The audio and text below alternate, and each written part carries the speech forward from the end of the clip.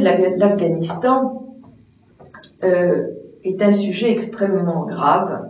D'abord parce que nous avons perdu nos concitoyens, nos compatriotes sur le terrain, mais de manière plus générale parce qu'il pose deux problèmes fondamentaux.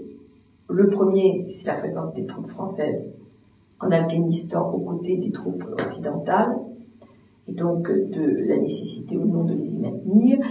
Et la seconde, qui est le nouvel équilibre des forces dans le monde. Sur le premier sujet, j'aurais été députée, j'aurais voté pour le maintien de nos forces en Afghanistan, tout simplement parce que, en l'état actuel, on voit mal comment nos forces pourraient en être retirées, sauf effectivement à abandonner le travail qui a été fait et abandonner l'Afghanistan à un retour des talibans. Je suis une femme, je ne cherche pas à le cacher d'ailleurs, et les talibans pour moi représentent la barbarie totale. Le fait que des femmes puissent être lapidées, qu'on les oblige à se cacher derrière ces tenues absolument immondes, y compris en termes de qualité sanitaire, qu'elle n'ait ni le droit de conduire, ni le droit d'apprendre, ni le droit de travailler, qu'elle soit obligée de se cacher, c'est réduire à une position d'esclavage ces femmes. Et donc, pour tous ceux qui défendent une certaine conception des droits des hommes et des femmes, des droits humains sur cette planète, des gens qui se comportent comme ça ne peuvent qu'être des ennemis. Et nos soldats qui combattent en Afghanistan, ils combattent contre cela. Alors, que cette guerre soit très difficile parce que c'est une guérilla, parce que visiblement nos troupes pourraient être mieux équipées, on peut dire ça comme ça.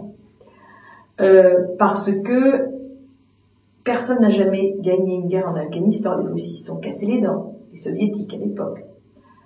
Tout ceci pose évidemment problème et indique qu'il faut rechercher à côté de l'action militaire une action politique.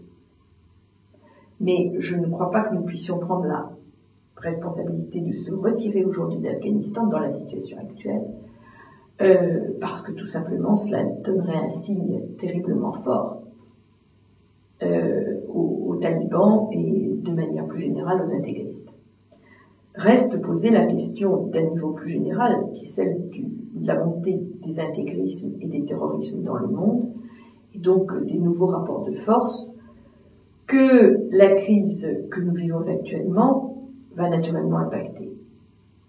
Va naturellement impacter parce que quelle va être la position des États-Unis après la victoire de M. Obama, de M. McCain, plus probablement celle de Barack Obama, mais enfin, nous le saurons dans une quinzaine de jours.